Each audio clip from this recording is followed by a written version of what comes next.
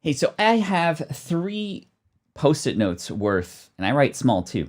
I have three post-it notes worth of information about several. I'm looking at maybe seven completely failed business ideas, completely brand new businesses, ideas within businesses that I have.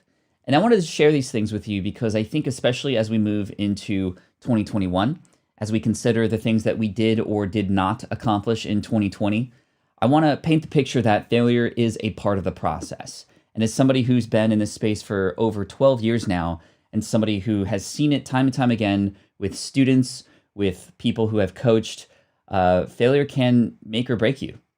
And yes, failure can make you. So let's talk about failure today. And I can't wait to share these things with you, some things that I've never shared before, in fact. And so let's enjoy the show. Thanks for being here on the income stream. Appreciate you.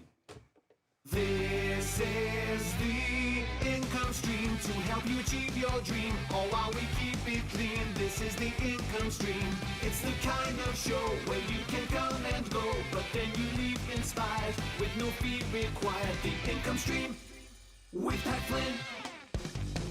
All right. Welcome in. Happy Wednesday, hump day. And I'm excited because next week the kids are off of school for a couple weeks. I know a lot of you who have kids are feeling a lot of, there's a lot of work to do before the end of the week for many of us before we head into the winter break. But I'm really excited. Am I going to be stopping these live streams at all during the break? No. We got to get to 365 days straight. And we're going to do it. And we're going to do it. And we're going to have fun doing it. And whether you can join me on Christmas Day or not, or on New Year's morning, it doesn't matter. I'm going to show up anyway, even if it's just for one or even zero people, because obviously people also come and watch the replay too. If you happen to be a replay viewer of today's stream, hook me up with a comment, hashtag Team Replay. Thank you for joining me, Team Replay. And for the live audience here, hey, yo, what's up, Quarantine? Thanks for joining me today. High five for making it live. Boom. Hey, I like that. That rhymes. I might do that I might do that more often. Anyway, Pat is lost in despair somewhere. What? What are you talking about? Kind of like a stove story. Good morning, Pat and family. Thanks for more honest insight and help. You're welcome, Martin. I see that you've met some really great milestones here recently. I want to congratulate you for continuing to push it forward. Ryan says, Pat Flynn, a book that I read years ago that helped me through some things. Dr. Ed Cole said, winners aren't those that never fail. Winners are those that never quit. I was going to pull up a quote from Michael Jordan, but I'm not going to do that. But I think we all might have heard of it before. I've missed 10,000 shots, and I've given up so many this, and I was last picked on my team in high school. And of course, he became the greatest basketball player of all time. I think drive is going to be the most important element and theme that you're going to see throughout all these different experiments that I've tried and failed business ideas. And we're going to start in just a moment here as more people come in. But again, today we're talking about failed businesses that I personally have had a hand in, ideas that just didn't pan out. I've lost several $1,000s as a result of some of these. Some of them were ideas where I put in a lot of time, didn't really cost a lot of money, but all of them have a lesson to go along with it. And I think grit, perseverance, understanding what your end game is, no matter what happens, failure is just a brick wall that you just have to go around, jump over, or plow through. And there's a number of things that you can offer yourself to help you through that. Being very clear about who you are and what your why is, what your superpowers are, trying to not be somebody that you're not, trying to realize that you don't have to always know all the answers. Perfectionism can often get in the way. Having an accountability group or a mastermind group or some sort of support system, whether it's directly with other people on a more formalized call, or even in a space like this here on the income stream with other people who are also trying to better themselves and reach their business goals and life goals as well. So, Steve like a bear, you're a poet and you didn't know it. High five for those who are live. Boom. Cool. So let's talk about the first one. And this is one that I've shared in my book, Will It Fly, before. But I wanted to bring it up because it really speaks to probably the most important lesson that I've learned over time. And this was a big, very expensive lesson. So let's talk about it. So there was a time where a couple friends of mine had smaller blogs than I did. This was around 2010, 2011 era. And blogging was like the main thing that I was doing. I was just starting my podcast at the time. Well, they had WordPress plugins developed that they would then sell on their website for a premium price, anywhere between $20 and the other guy sold his, I think, for over $100. But plugins, when you think about them, they solve problems, they make things more convenient. Plugins are great. We use them, we can download them for free. We can get a little bit of a payment going in order to get access to even better tools. And these are on the WordPress platform, which is really cool, right? So anyway, I saw two of my friends who had smaller blogs than I did, each launched their own WordPress plugin. They didn't know each other. They were in completely different spaces, and they each made over $100,000. One of them making over $250,000 within just a couple weeks after their launch. And my mind was blown. I was like, oh my gosh, I've just been blogging and worrying about advertising dollars. I don't sell my own products here on Smart Passive Income. I didn't do that until 2017. But I said, you know what? A software makes a ton of sense, because I can just code it once or have somebody else code it, and I can just sell it over and over again, just copies of it, just like these guys did. So here was the first mistake. I was drawn in because of the money. That was mistake number one. I was drawn in because of the money. The purpose wasn't to help others. The purpose was to make more money. Now I knew I wanted to create something that was helpful. So what did I do? I wrote down a whole bunch of ideas, and I just picked two that I then found a developer for and hired. I found this developer on a WordPress search, and because here was the second mistake. I wanted to keep this thing a secret until launch day, because I wanted to make some huge noise about it. Hey guys, all this time I've been developing this really amazing tool to help you. Here it is. This is your chance to get it now at the lowest price. I was already thinking about the marketing. I was already thinking about the branding of this thing before I even really considered, would this even actually work? And this is why Will It Fly actually is a book that I wrote, because as a part of my history, I sped into ideas, invested a lot of money and a lot of time before actually validating these ideas. So there were two mistakes there. So three in total now at this point. Number one, chasing the money first. Number two, not validating the idea up front, wanting to keep it secret, even from my friends, because I was a little bit afraid of them taking my idea because I thought it was so good. And number three, trying two ideas at the same time, trying to like all in, right? They often say, if you have an idea or something, like go all in with it. Okay, let's make 2 WordPress plugins, right? Well, what ended up happening was what was supposed to take 6 weeks and with a $6,000 investment ended up taking 6 months and over $15,000, because another mistake I made was not being very clear with ultimately what I wanted. I just wished that I could snap my fingers in a Thanos-like manner, and then boom, these things would be perfect. But how would I even get there if I didn't even know exactly what I wanted to create? I knew what I wanted this thing to do, but I soon realized, and I should have known this because I had developed iPhone apps before, and that business was successful. I ended up sunsetting that with my partner from high school back in the 2010 time. So I should have known. But I rushed into it. And as a result, the developer I found had to make up a lot of the solutions for me, because I had the end goal in mind, but I didn't consider wireframing this thing because I thought that would take too long. The idea of wireframing means to really paint a picture and even sketch out what goes where, what button goes to what thing. And as a result of just sort of more bird's eye perspective on what I wanted to happen, the developer was having to take a lot of guesses. And every time I got a version back from the developer, I found out that, okay, well, this isn't what I imagined or what I thought I wanted it. And of course, I gave this person a lot of room and freedom because I didn't know exactly what I wanted. So I was, again, rushing into this thing. And ultimately, after 6 months and $15,000, I had expended my budget completely for this.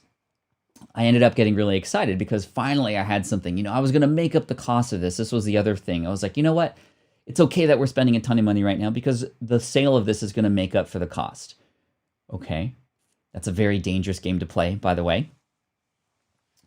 So what ended up happening was I started to share this finally with a few super fans of mine that I had at the time, and especially a lot of my friends and colleagues who I trusted. And I couldn't wait to hear their feedback. I was so stoked on this. And unfortunately, the feedback that I got was, yeah, it's all right. And I was like, what are you talking about? It's all right. This is like the greatest thing since sliced bread. And they're like, there's other tools that kind of do that already. And, what if it did this instead? Okay, well, I like the start of this, but it should do this a little bit more. Or, there was all this positive feedback about what this could have been and the great start that I had. But I was at the end of my budget. So I did things in reverse. I should have had those conversations to nail down what the idea actually is, what the transformation of these tools actually were. And I ended up not selling these plugins at all. I didn't do any competitive research. I completely rushed into it. What's up, Tim? Good to see you here. See you, Peter. Thank you so much. It was a complete failure. And this was a $15,000 experiment that went wrong. It was a $15,000 lesson, really, that truly helped me in the future. Because the next time I had an opportunity to create a software product, which was in 2014, I took a much more step-by-step approach to it, where I could validate this first. And that's what ultimately ended up becoming the Smart Podcast Player, and later then transitioning into a toolkit called Fusebox.fm, a toolkit for podcasters to best display their podcasts and transcripts and other things on their website, Fusebox.fm. So yeah, I was not taking the smart approach in really building something that would actually help people. I was too afraid to get feedback during the process. Many of you know that during the process of building the SwitchPod, we used a very, very similar approach to Will It Fly's structure, which is let's talk to people even before this thing is created. After we get a prototype that's messy, let's share it with people. Let's not be afraid to get people to see this thing as it's being created. And what that did for us was it allowed us to build fans and supporters even before this thing was completed, such that when we launched this thing in February of 2019, we kind of knew that it was going to work. We didn't know that it was going to take off like it did. We ended up reaching our funding goal of $100,000 within 11 hours and 26 minutes. And a lot of that is because for the whole year before that, we were going to conferences, we were talking to people, we were asking for advice, and we were asking people what ultimately they wanted. So the SwitchPod, for those of you who don't know, it's my physical product that turns into a tripod, allows you to make it easier for you to travel and vlog, and super light, it's only 11 grams. This is something that ended up becoming a major success and continues to steam forward. And I'm very, very excited because we've had a really good holiday. If you want to check out the product, switchpod.co, great Christmas gift, even a stocking stuffer, right? Super thin and beautiful. Anyway, so that's lesson number one. Actually, there's like 6 lessons in there, like I said. If only I could take the smarter approach, which would be to, number one, let's talk to people first about what they really need. If I have an idea, I don't want to guess. I want validation and confirmation that this idea that I have is going to work. Even if it doesn't work up front, that is important to know that this is something that aligns with the target audience. And if that's the case, even if it fails, at least I know I'm trying and I'm experimenting in the right way. And I can continually iterate until I get to the point where I'm actually helping people. So hopefully that makes sense. Consult the Blind Guy says, can Fusebox be used for normal music rather than podcast feeds? As long as there is an RSS feed, yes. It just uses an RSS feed. So if you can pop your music in a place where you have an RSS feed, that could work. Create it simple. Welcome to the house. Thank you so much for coming in to the Pat Cave. Love my 2 SwitchPods and ball head. It's a nice weight. Thank you so much. Yes, 11 grams. That's it. Or 11 ounces, excuse me. 11, is it 11 ounces or 11 grams? I think it might be 11 ounces. 11 grams is like really light. Okay, thank you, Clementina. Okay, what's the website to purchase the SwitchPod? Thank you, switchpod.co. You could also get it on Amazon, but we do get a higher chunk of that if you want to support us as creators at switchpod.co. But yeah, 11 grams would be like, what would be 11 grams? That would be like a pack of cards, even less than that. Anyway, that's failed business number 1 that I'm sharing today. A software idea that I spent $15,000 on 6 months became a very expensive lesson that ultimately did pay for itself later in terms of the better direction and the inspiration for Will It Fly and etc. So Divided by Sight, thank you so much for the super chat today. I appreciate you. Update, WordPress update, hard to see, help not accessible. Thank you for letting me know and letting all of us know. What's up, Justin? Good to see you. Martin, great to see you in the house. Thank you for the clarification. A bottle cap. Crazy. Best Benji ever. Question, how do you prevent your idea from being stolen or patentability after showing your idea to the public. Definitely, there's a lot of things to be considered there. Obviously, with something like the SwitchPod, we definitely did have a patent pending when we released it into the wild and started sharing it with people who we didn't trust. Sharing it with people who you trust up front is great, and also people who are part of your tribe who will want to support you. Yes, there's always the possibility of somebody stealing your idea, but there's so much more room for error if you don't share your idea. Right? I think the benefits of sharing your idea up front, especially with people you trust and people in your tribe, who it is that you're building it for, outweighs completely the idea of somebody stealing it. Plus, even if somebody were to have that idea to steal it, you are already in the middle of it. You are that much further ahead, and they have no idea what it takes. You've already done so much work, and you're way ahead of others as well, right? So they don't have the time to steal in most cases, as Lex is saying here. It's just, yes, the worst case scenario, but the worst case scenario is very rare. That's my opinion. Okay, let's move on to second idea. So many of you know that my first business online was to help people pass an architectural exam at what was formerly known as inthelead.com, L-E-E-D, not L-E-A-D, but L-E-E-D, which was the name of the exam that I was helping people pass, or the credential that they would earn after passing this exam. Leadership in Energy and Environmental Design. That's what it was called. So anyway, I had a ebook that was created in October of 2008. I ended up selling that for $19.99. My very first product that I ever created. Super scary, super worried, had doubts, and it ended up becoming a major success. Again, because I knew exactly what this target audience needed. I had spent months prior in forums building a name for myself, helping people as much as possible. And because this thing was helpful, it was being spread within architecture firms and design firms all over the world, and it ended up becoming very successful. I hired a company, the same company that had built my website, to build me a custom online course platform. So to the likes of Teachable, to the likes of Thinkific, but built within my WordPress website. And I spent, I think, $3,000 on this. I took some of my earnings, and I was so excited about this because the only way that I was teaching people at this time was through an ebook. But I knew that if I could take this ebook, I haven't told this story before, if I could take the information in this ebook, get on camera, and have a system such that people can purchase and sign in, they get access to these lessons on my website, just like an online course is today. This was like before online courses were really a thing.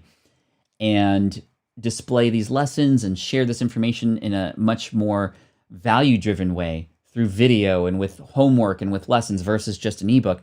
I knew that I could sell this thing for way more than $19.99. I could potentially sell this thing for over $100.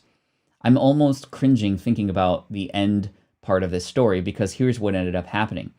I ended up getting the software developed. It even included the ability to collect payments. Everything that you might need to create an online course on your WordPress website was there.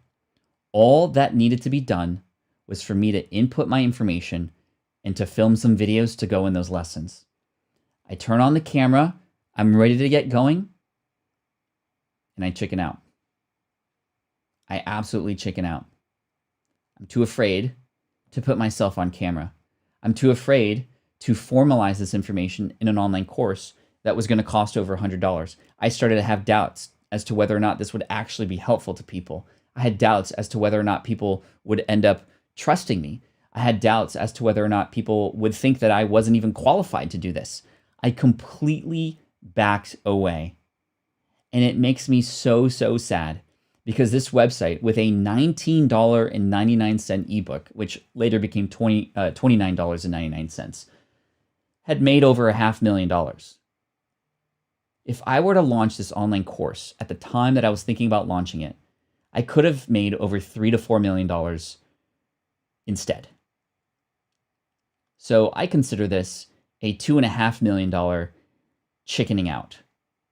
And this is a story that I always continue to tell myself and remember because we all have opportunities to step up and step out of our comfort zone to help people. And imagine what happens when you don't.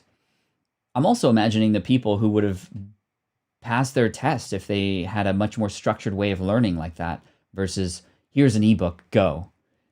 I was too afraid. I was too scared. And it makes me really sad because I could have helped a lot more people and have made a lot more money. So I share that with you again because yes, that was a failure. another example of, or the example really, of being too afraid to put yourself out. I literally paid $3,000 to have the software developed. It was all ready for me. I just had to plug in my information. And I chickened out because I was too afraid. Oh, I'm doing fine with the ebook.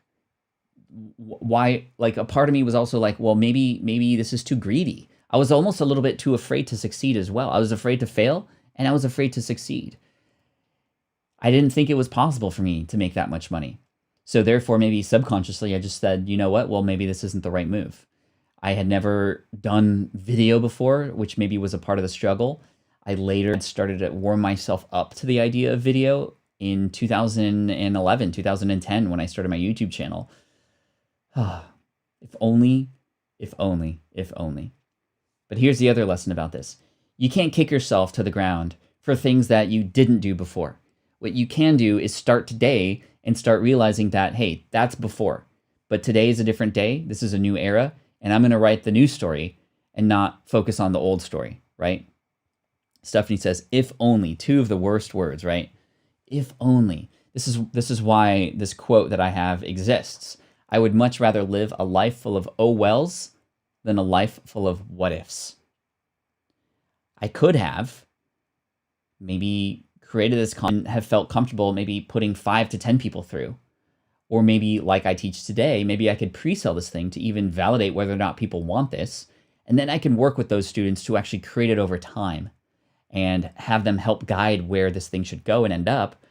In which case, then I would at the end have already people that I have served, testimonials that would then convince other people, man,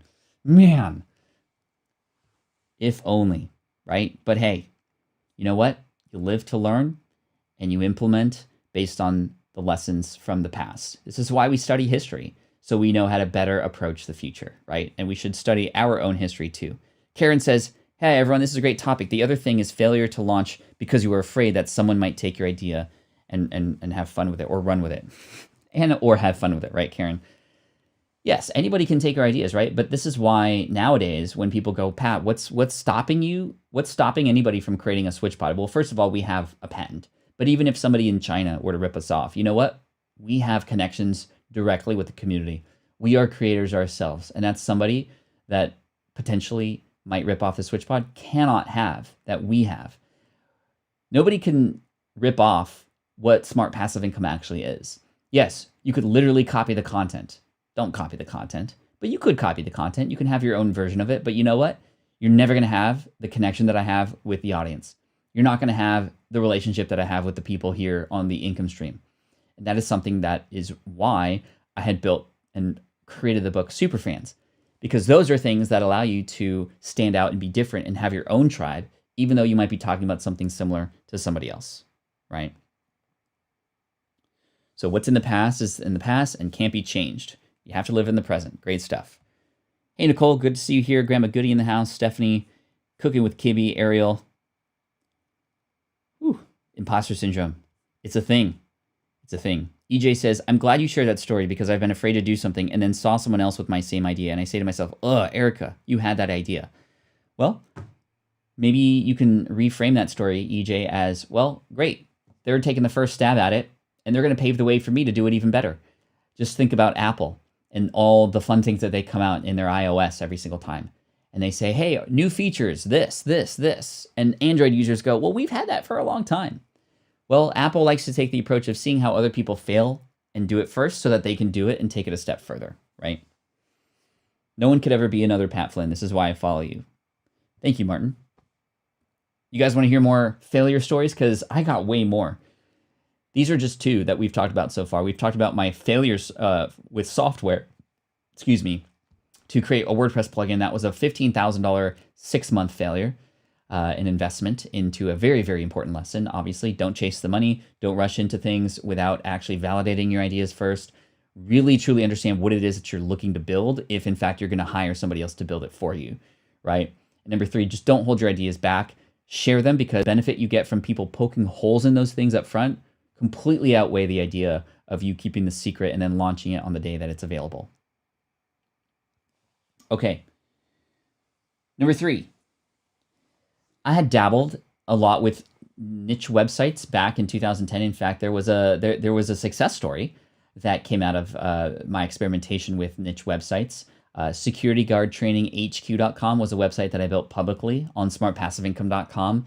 And the reason why I built it publicly was, number one, I was challenged by somebody else to see who could build a website in a completely different space faster and make money sooner. And I won, by the way. In 73 days, I got this website to number one in Google for security guard training. It also started to generate a few $1,000s a month, and it had done so for about 10 years. And it was completely hands-off for the last 7 to 8 years, in fact. I recently sold the website, and I sold the business. That was sold in January of this year. So full circle, which is really cool. But that wasn't the only niche site that I attempted to create. There were some other niche sites that I was experimenting with too. So I had built a website called bestinearheadphones.com. This was back when creating product-based websites based on search terms was a viable strategy. It's very, very difficult to do that now, especially with how authoritative certain websites that do talk about these things more, that are more authoritative, like Amazon and whatnot. It's very difficult to compete. So that's not going to work today. But it kind of worked before. But I built bestinearheadphones.com. I got affiliate links on from Amazon, popped them on the website, and I started writing articles about Bose headphones and other companies' headphones. I don't even remember the Skull Candy. And just like I tried to find every single in-ear headphone that was available. And it didn't help that within the first week, I was able to make $2.25 from an article that I had written about a semi-popular headphone and then having AdSense on that website. I also started to see some money come in from affiliates on Amazon. But I got to tell you, I got maybe 6 articles in. Again, spending money to build this website, get the branding, get the domain name. I got it in and I realized, what am I doing here? Like, what? This isn't providing me any joy at all. I felt like just I had to pull teeth to write these articles about in-ear headphones. I'm not an in-ear headphone expert. I just pulled information from the Amazon pages and then popped them onto my website to have all the specs and all the things people might want. And you could tell just from the writing, it was very, very much built for SEO and not built for any really human. And then I started to think, okay, am I going to really like keep this up a year from now? There's going to be new headphones coming out, a decade from now. Am I still going to keep this up? Am I still going to be writing about this? And will I wake up excited about this? And I was like, no, no. So again, this was a chase the money first opportunity, and it didn't work out. And it didn't work out because I just couldn't imagine and didn't have the energy or excitement behind it.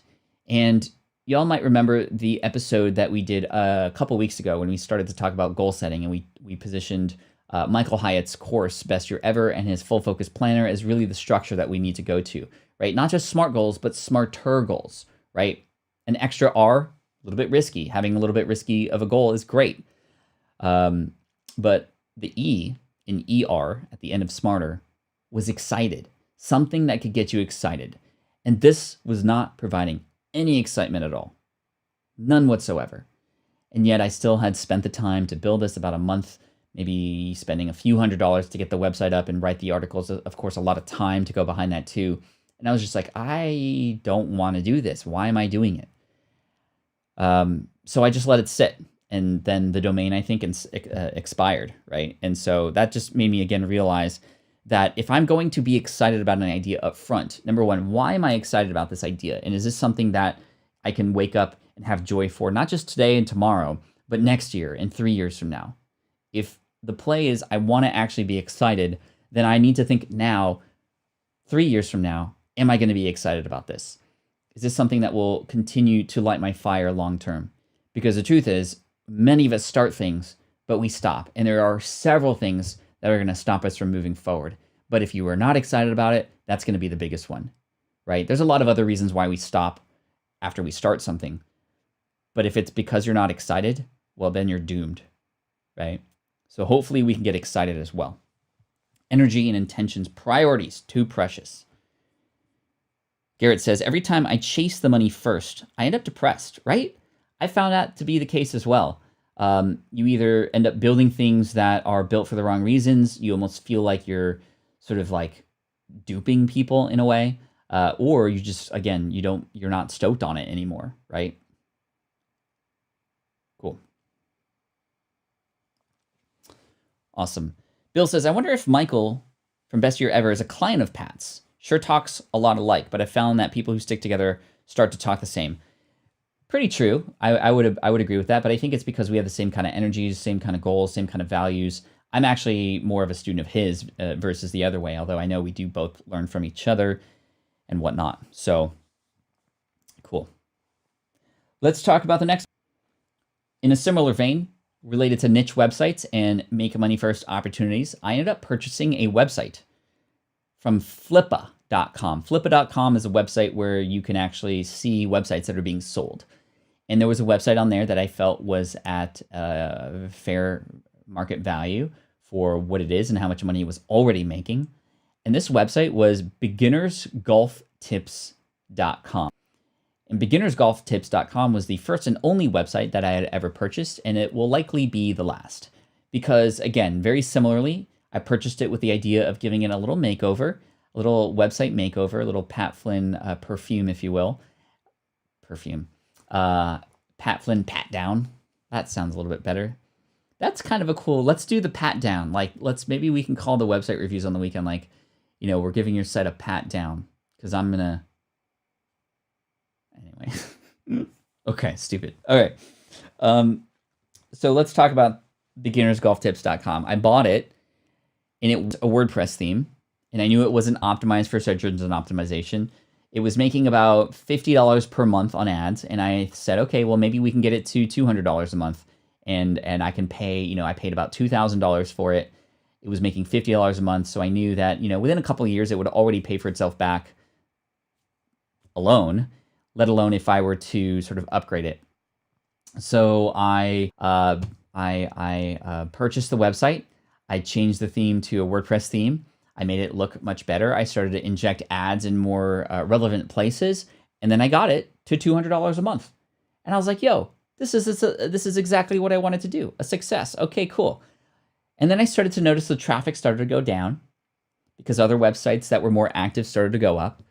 And, you know, part of me was like, okay, well, I'm a golfer, right? I'm a golfer, so I like the idea of this website. I could potentially, you know, write for this. And then as soon as I found that I needed to write for this, the point at which the rankings started to die down and I needed to step up and bring some more newer, relevant content, I realized that, again, I did not want to write about golf. I didn't feel qualified to write about golf.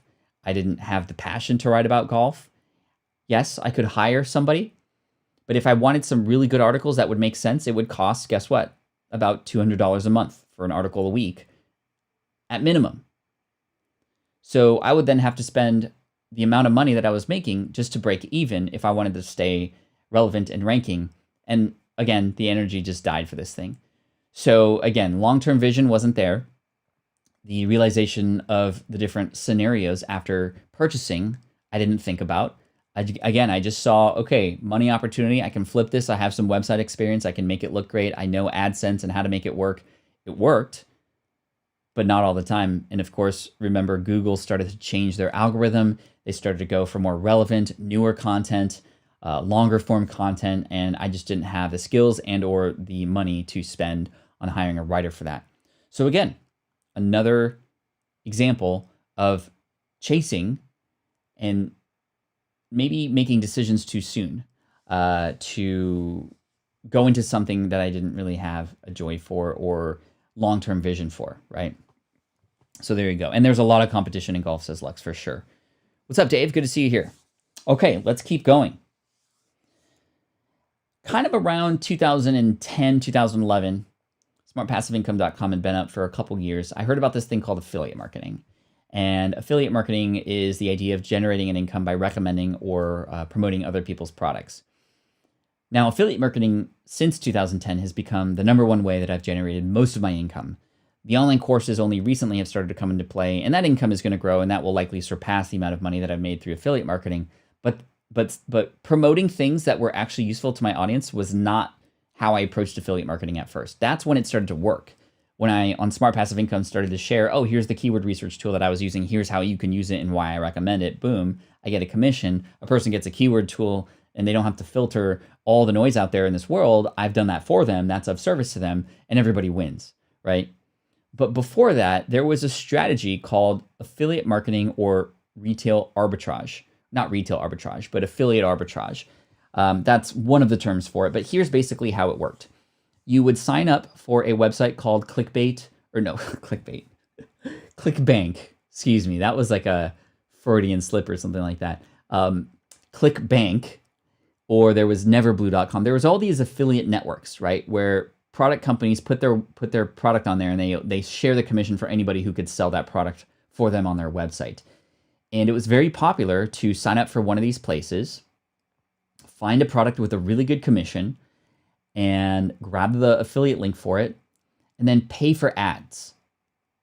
You pay for ads to send people through that link. And the idea being, okay, if I could spend $10 to get a conversion, a person who actually goes through the link, maybe there's, several people who go through it, but after $10, you find that, okay, for every $10 you spend, you get one conversion, but you're making $20 commission on that $50 product. Well, then you get to take home 10 every time it's basically just a machine, right? You pay $10, you get $10 back. So $20, right? You pay $10, you get a 20. Like imagine putting a $10 bill into a machine, and then at the bottom it spits out a $20 bill. Like that was how it was positioned, and that's how it was working. So I ended up spending about $500 to pay for ads to things that I had really no idea what they were about. All I knew was that they had a good commission and they provided some copy to put into ads for you. And I made some sales. I ended up making my money back, and then eventually trying it again and losing all of it because I just was not into the ad writing game. This was through Google AdWords or Facebook eventually. It doesn't work as well anymore because Facebook and Google want to point people to actually not just like sales pages, but other informational pages and other things like that. Anyway, even though it like broke even at first, I considered, okay, well, this person who I helped find a solar panel company for, like, how do I know that that solar panel company is actually, providing them what they need? How do I don't even know who these people are who are clicking these links. I don't even know if what I'm offering them is actually working for them. And I started to feel really guilty.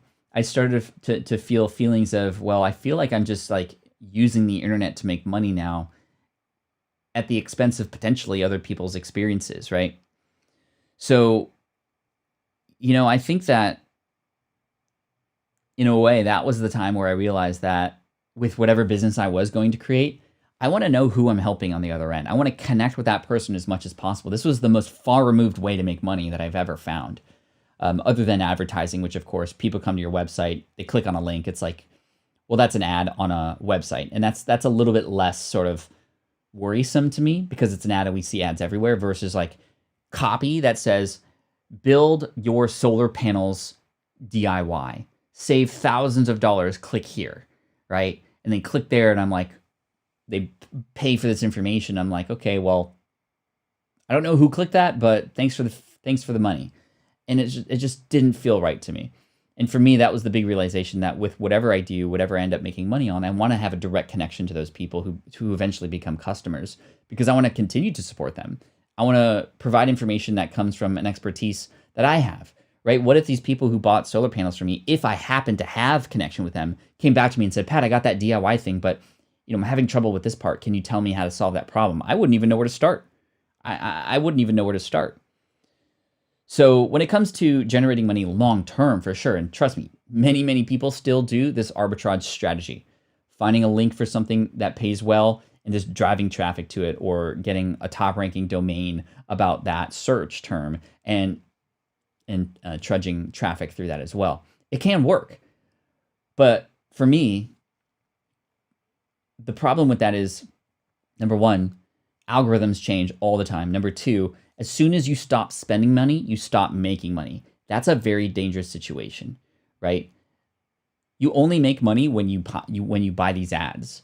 And so with how competitive ads can be, you have to continually, master that craft and know what's working and know what the trends are and what the algorithms are looking for and what Facebook wants, what Google Ads wants, and all that stuff. So that's hard. However, I know the names of the people here in this room. I know, for example, what they're going through in their lives right now, like Andrew, Consult a Blind Guy here, who's really working on his business so he can get off of disability. That, to me, is much more rewarding to be able to help people like Andrew. That, to me, will pay me back in ways way more important than a $10 commission.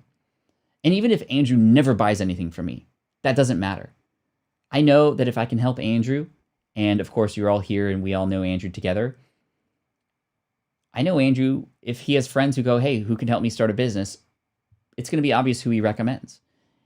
And if he tells his story, I know that my name's going to pop up. And this is way more valuable to me and much more long-term in terms of long-term security than just a $10 commission from a random person going through a link, right? If that makes more sense. And like Chris is saying, it's just 100% more rewarding, like way more rewarding, right? For sure. Garrett says, when I was making the most money on ClickBank, what I did was make YouTube videos of me actually using the ClickBank products I was marketing. I didn't buy ads, just YouTube videos of me using the product. See, that's better, Garrett, because then you become sort of a resource, like a thumbs up, thumbs down, let's see kind of person, which that's valuable to me, I think, right? Versus the whole idea of buying ads to just send people through links who you don't even know, and they don't even and you don't even need to use the product. And now if you imagine a person coming up to you and says, hey, I see that you have an ad for the solar panel DIY situation. Have you used that product yourself? And if you're honest with them, you'd say, well, actually, no. Well, how can they ever trust you, right? That just doesn't make any sense to me. What's up, Jeff the Ref? Good to see you here, my friend. Thanks so much. Samson says, this episode is going in the vault. So good, Pat Flynn. Thank you. So we talked about a number of different things already. Let's keep talking.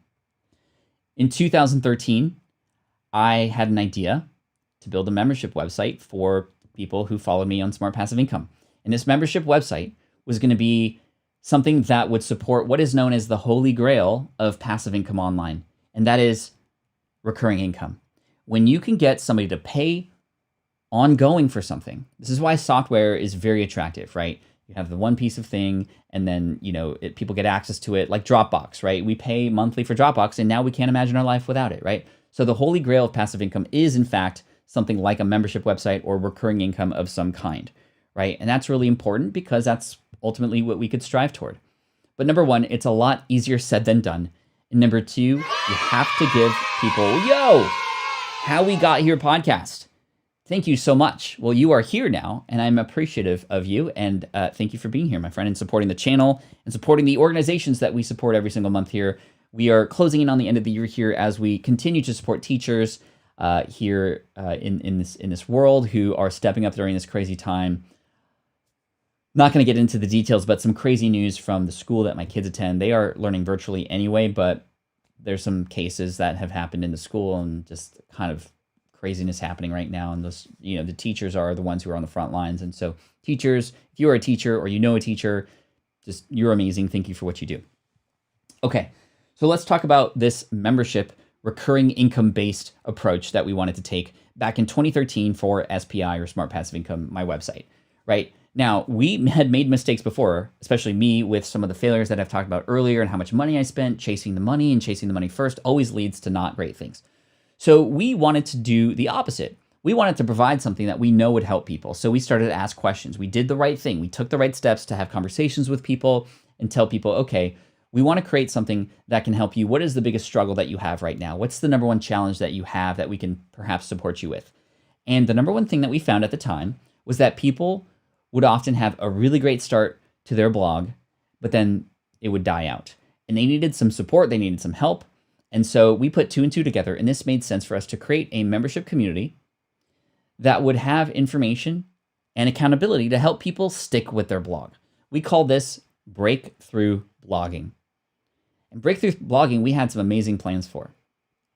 In fact, this was going to be something that would give people access to information. So we created 60 videos that were going to help people in all different kinds of ways. I knew all the obstacles. I knew all the things that bloggers were struggling with because I was a blogger myself and I had gotten through them.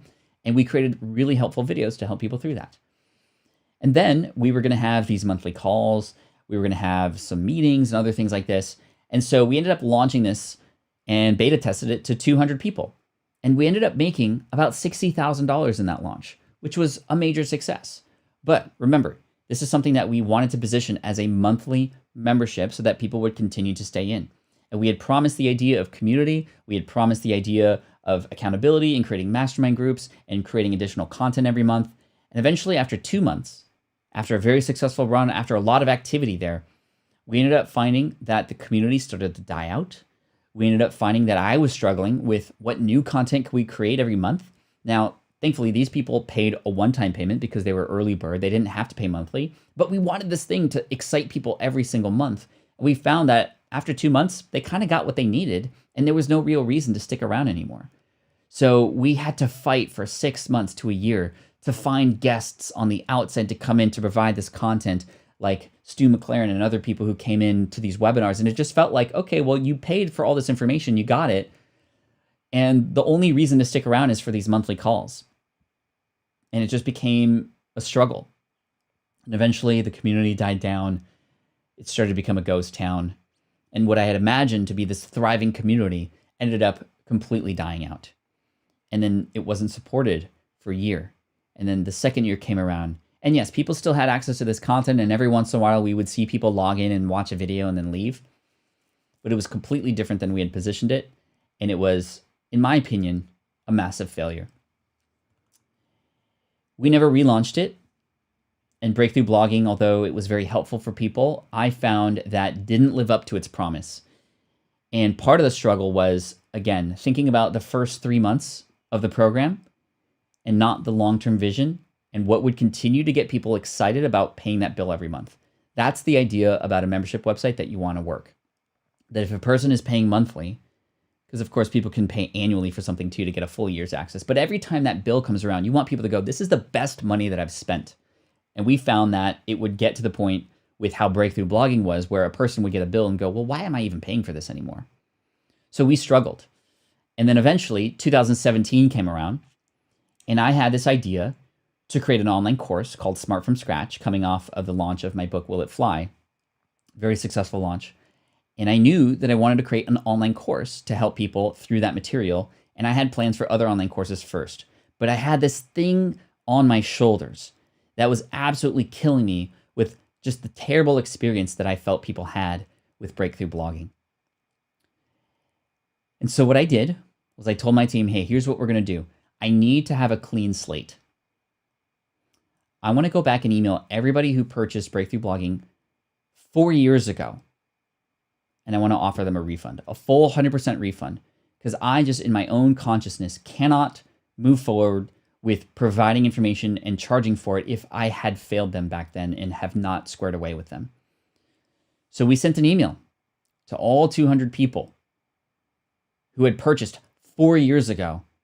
And we said, hey, we are thinking of creating some new online courses, but we have to get something straight. Breakthrough Blogging, which was our attempt at creating something amazing, absolutely failed. And so here is the option. We want to offer you a full $300 refund. And all you have to do is hit reply and ask for the refund, and we'll give it to you. No questions asked. We feel we owe this to you.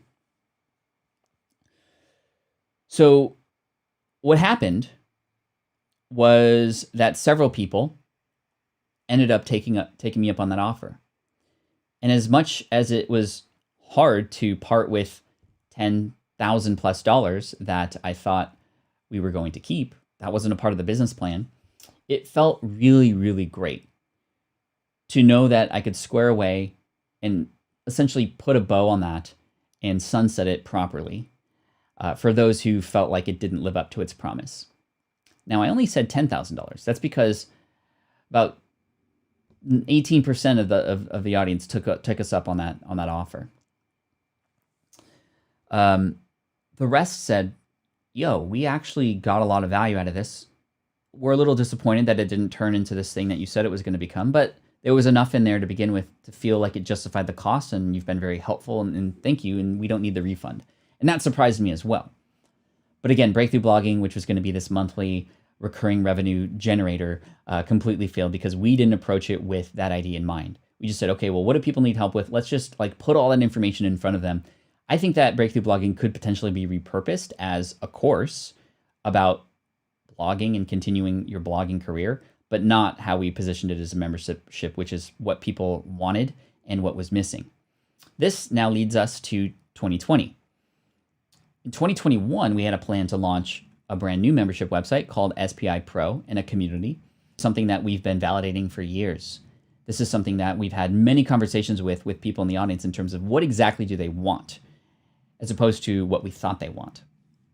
Well, because of the pandemic and because people have not been able to connect with each other like normal, especially in the entrepreneurial space where a lot of us go to conferences to connect and network, networking was missing and people craving now community. Well, we ended up pushing that forward to July 2020, and we ended up launching to a set of 500 students coming in at the early bird pricing, coming in as sort of our champion founding members. And they all have a little badge in their name inside of SPI Pro, says founding member. And that then has now provided us with about $350,000 annual recurring revenue that we know is just going to be the baseline. And we're putting so much time and effort now to really helping this community thrive. Because when we got people into SPI Pro, we asked a question: why are you here? What is it that you ultimately want out of this thing that we're creating? The number one thing that people said is they just want connection and networking opportunities. The last thing that people wanted, only 5% of people marked that they actually wanted more content. And with Breakthrough Blogging, it was actually the opposite that we were giving. If only we had run a survey like this and really understood why people are joining, we would have realized either A, this isn't time for us to do this, or here's how it needs to be structured. And SPI Pro continues to grow and it continues to thrive.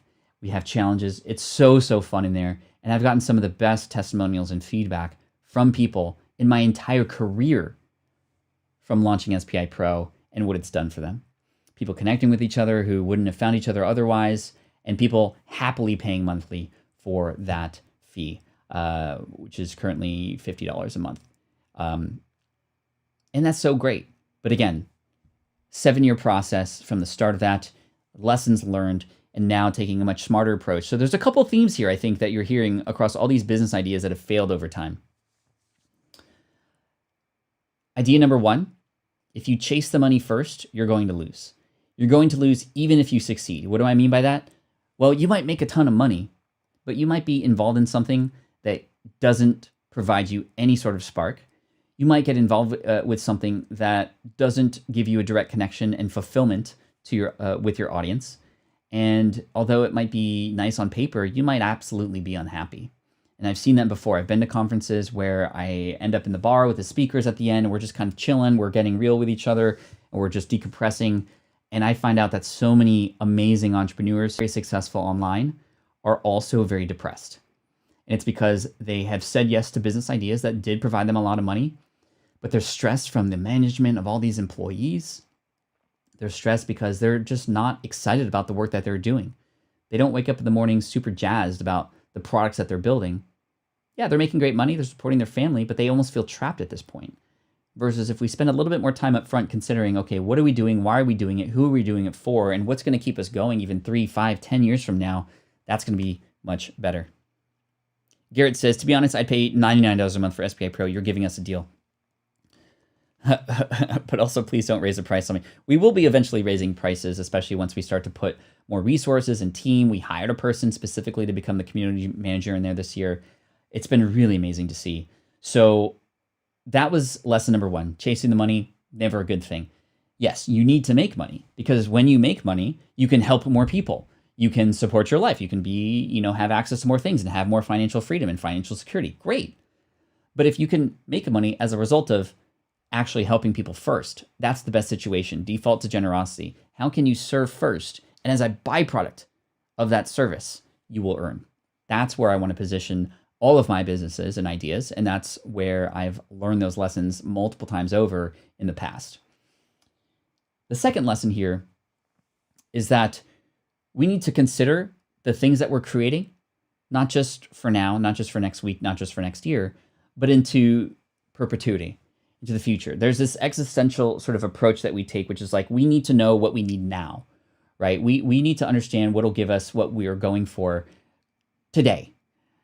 But unfortunately, we have to also consider 5 years from now, 10 years from now. And does this idea, this is why my book, Will It Fly, in the very first few chapters, it's actually not about your idea at all. It's about who you are. We do something called the airport test. We do something called the history test to go back into all the jobs that you've ever been to in the past. And what of those jobs you love the most? How can, with your new idea, incorporate those things that you loved from the work that you've done before and remove and get rid of those things that you didn't like within this idea that as an entrepreneur, you can go any which direction you want. That's the beauty of entrepreneurship. It's both the beauty and the curse of entrepreneurship. The idea that, yes, you can go anywhere with this. You have so much upside and you can do anything. But as a result, sometimes we do everything and we get crunched because of it, right? Time crunched, stress crunched, all that stuff, right? So I think that the big thing here is also perseverance and grit and learning from these failures. You will make mistakes. I have 2 Post-it notes full of mistakes and failures that I've made. Some big, some very expensive, some more just for my ego. But either way, and no matter which part on the spectrum you are going to fail. And that's a part of the process. The only way to not fail is to never start. And ultimately, that is the biggest failure. But when you get started, failure is a great thing. It's actually the thing that teaches you the most. And it provides you the most emotional motivation. Meaning if you were to fail, obviously that doesn't feel good. But because it doesn't feel good, if you change that story in your head from, I'm a failure, I'm not great at this will never work, to, well, that didn't work, or I'm going to get through this, or let's figure out what does work, well, then you're much better set off and set up to actually win. As they often say, fail fast. I agree with that, fail fast. I don't try to fail, but I welcome it when it happens. And they also say when you fail, you fall forward. And that's cool because visually, if you're falling forward, you're still, making progress. You just get up and try again, right? Thank you for all for the thumbs ups, by the way. We are approaching 100 here at the end of the stream, which is really cool. I'm super grateful that you were able to sit in the audience today and listen to me bark about these stories and tell you some very, very, some of these things, especially, oh my gosh, I continue to think about that opportunity I had that I just was so afraid to do, to create an online course for my lead exam students who they were paying money for books that I was making study guides. And I had this opportunity. I had this software built within my WordPress website. I spent $3,000 to have a developer team create this beautiful skeleton that I can just add content to create an online course that I could charge for. And I was too afraid. I was too afraid to put myself on video. I was too afraid to hear what people might think about it. Guess what? If nobody tells me any feedback, guess what? I'm not getting any negative feedback. That's one way to protect yourself, right? Let's not put myself out there. I'm never going to get negative feedback. But you know what's going to happen? If you don't put yourself out there, you're never going to get positive feedback either. You're not helping anybody by being afraid. Imagine a person in a boat with you who has just fallen off board and they're drowning in the water next to you. They need your help. Imagine saying to them, I'm too afraid of the water, or the water is too cold. I'm sorry, I can't help you. Too often, that's what we default to. It sounds ridiculous in that situation, but that is actually what's happening, because there's people out there who need to hear from you. Your experiences, your knowledge, your expertise, your passion. There are people out there drowning and they're looking for help. And we are putting our own fear in the way. And we're letting our fear control us. And as a result, we're not able to help others too. So I just want you to think about that as we close up today, because this is all very important stuff. This is life-changing type stuff. This is stuff that I think that down the road, if you do consider these lessons and you do have decision-making points down the road, I want to one day, 10 years from now, go, Pat, I remember that income stream episode you did. I think it was 272 or 273 or something, where you talked about all your failures. Well, I've had many failures along the way too, but I'm here today and I'm successful, and I want to thank you for taking me along the ride with you, because that's why I'm here. I want to take you along the ride with me as I experiment and try these new things. And now I'm getting into something new. I'm trying something new, creating new content in a new space based on a hobby that I love. And I'm going to be experimenting and trying and probably absolutely falling flat on my face many times over too. But you know what? It's that idea that I'm here to help people first, not make money. I'm here to provide value to this community. I'm here to also just have fun, get excited about it. That's, I think, going to help me persevere even when I don't have the energy to do it anymore. All right, chat. Thank you so much today. I appreciate you. We've hit on some very, very hard-hitting themes here this week, and I love it. I absolutely love it, and I love you for being here. Thank you so much for the thumbs ups, by the way, and for all the amazing feedback and also the vulnerability. I see a lot of people here in the chat sharing from their own experiences what you've gone through and what you might need help with too. Ariel says, appreciate you. Yes, we have to be willing to get all feedback to truly learn, serve, and fail and expand into what we truly need from your gifts. Whew. Awesome day today. Thank you, everybody. I appreciate you. I will see you tomorrow at, I believe, the same time. Let me pull up the calendar real quick. Calendar. We got tomorrow is going to be different. Tomorrow's going to be different. I actually have a keynote tomorrow for Traffic and Conversion Summit, which is a virtual conference. So we're actually going to go.